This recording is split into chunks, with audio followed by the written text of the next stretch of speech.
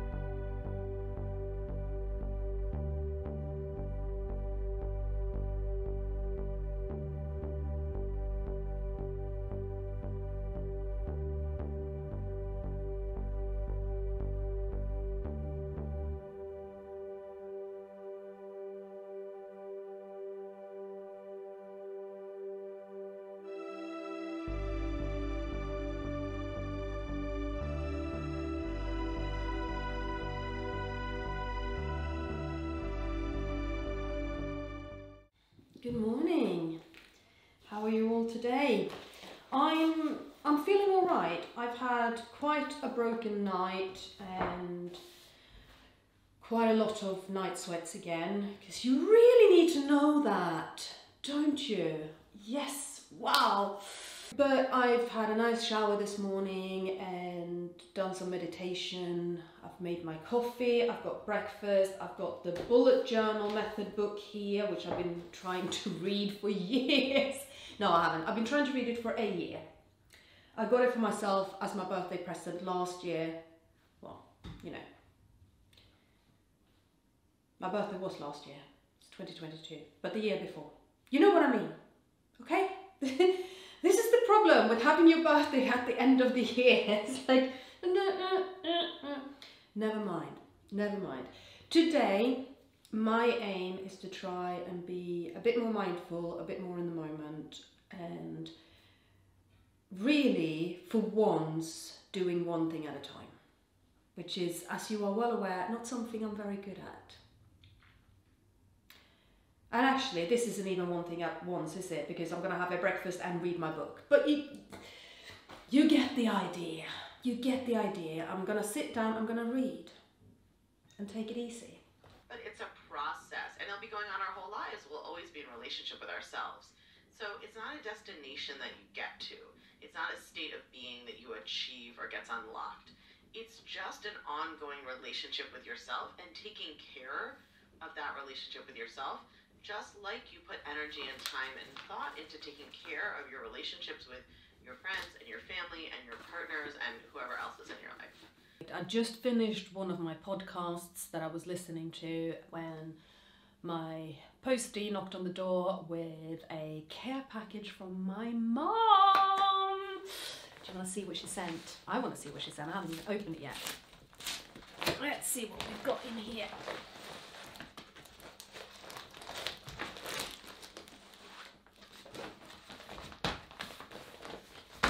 Right, first of all, we have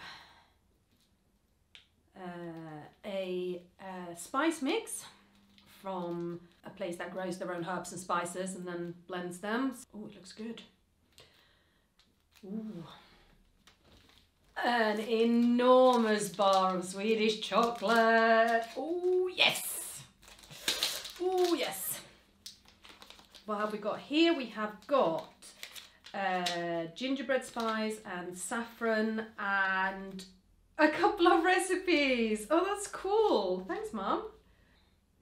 Intense moisture hair mask, cucumber cooling clay mask, hand cream. Oh, wow. More Swedish sweeties, licorice. A magazine for Alice that she enjoys. Oh, cool. That means we have something to read next time she's here. And hair clips, probably also for Alice and Elin. And we have got a t-shirt for Elin. Me? No, Elin. It's definitely for Elin. With cats on it! Cool. Thanks, Mum. Well, that's lovely. Oh my God, that chocolate. I'm so looking forward to that chocolate. I was looking at that chocolate on Amazon and I went, I can't justify paying that amount of money for it. Like, oh, sod you Brexit. But hey, my mum sent it for me. That's amazing.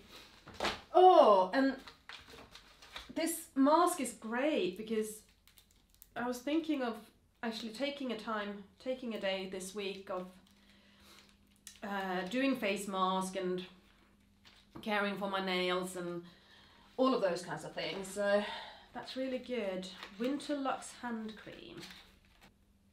I'm washing my hands so many times a day at the moment that hand cream is an absolute must.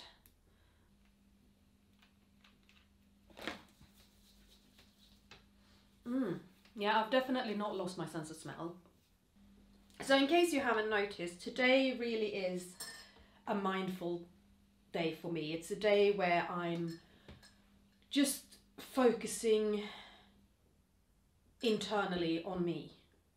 And I decided to do it because last night I was really tired and I thought I will lie down, I will do a guided meditation and go to sleep. And I got so stressed out by the guided meditation. And I normally don't. This is my favourite guided meditation person. His name is Sealey. He is on podcast, but he's also on YouTube. So I will link to his channel.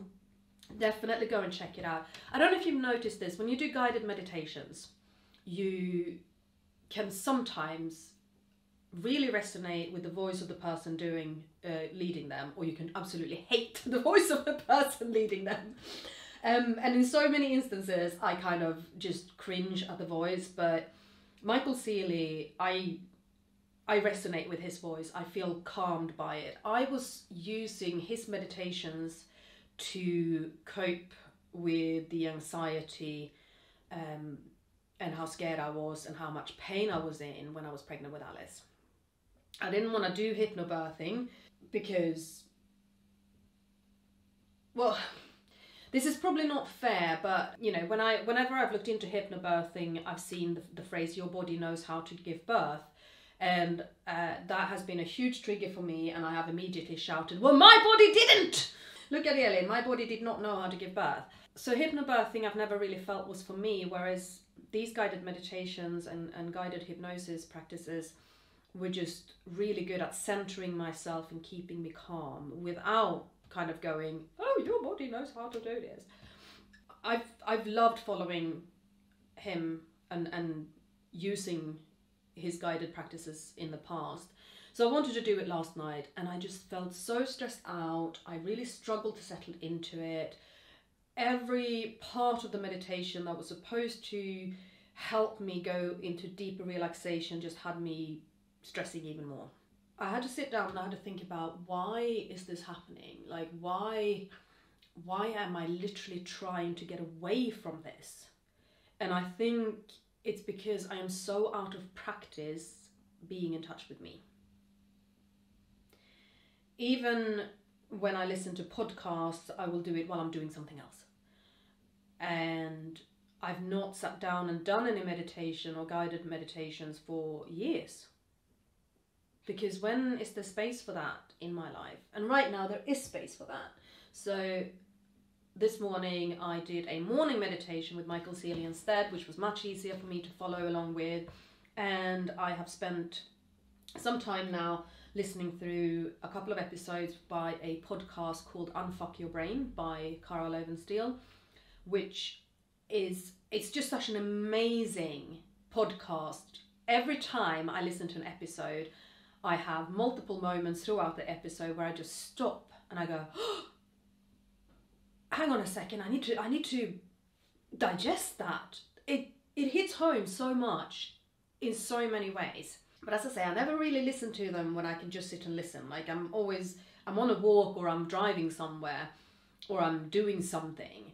So I had already promised myself earlier this week that I was going to take at least one of these episodes and sit down and listen to it when I could really focus on it, pause and write down my thoughts, and do the thought work that comes with it. So there you have two of my recommendations for mindfulness podcasts, Michael Sealey and Unfuck Your Brain. And as you can tell already, when I recommend mindfulness, it's not just meditation. To me, it's so much more. It's really about things that make you think. Things that make you stop and go, hang on, how does this relate to my life? How does it relate to my situation? How can I use this to help me?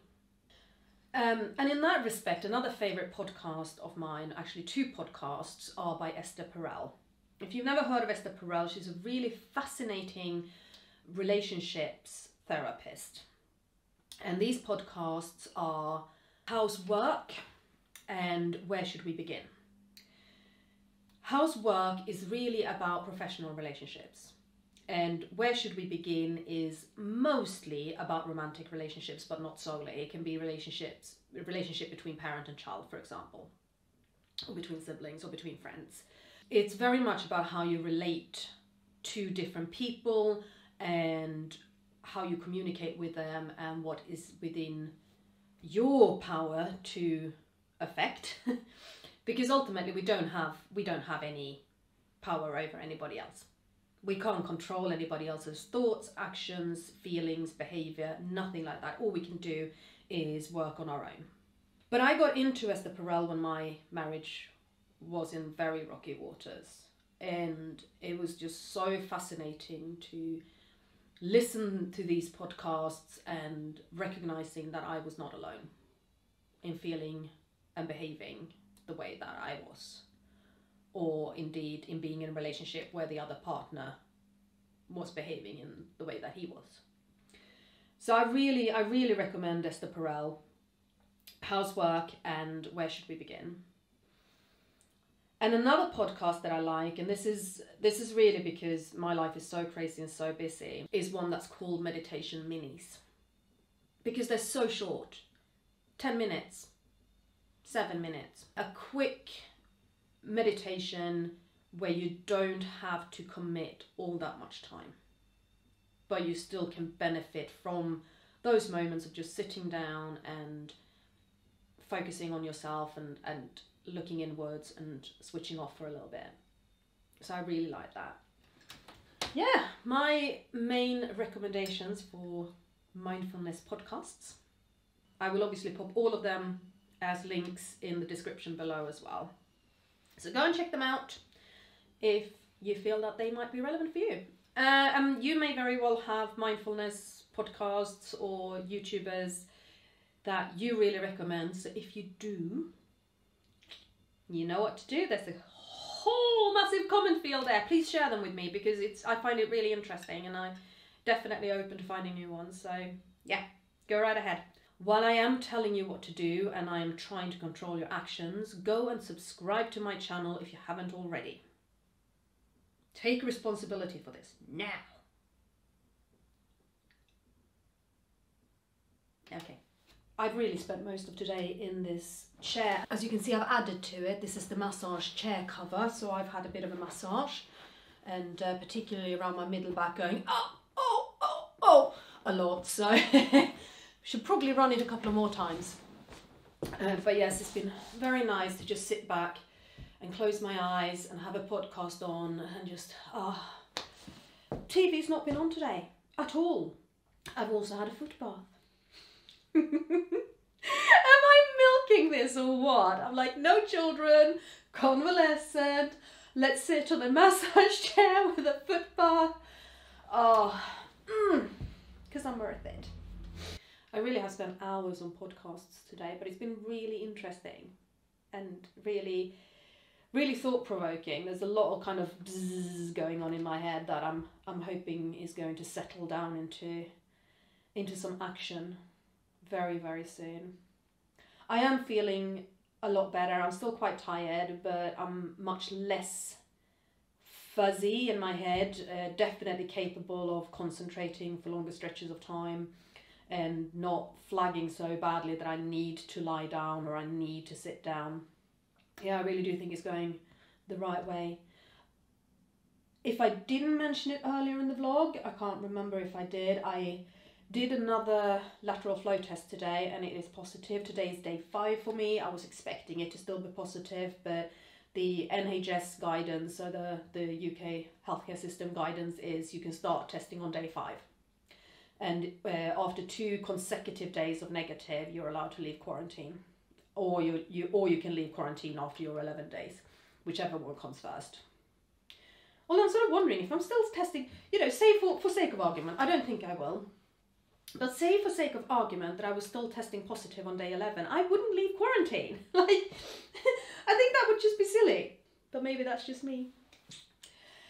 Anyhow, I'm gonna go and be a bit productive for the rest of the day, and I will catch up with you again tomorrow. Thanks for watching. Bye.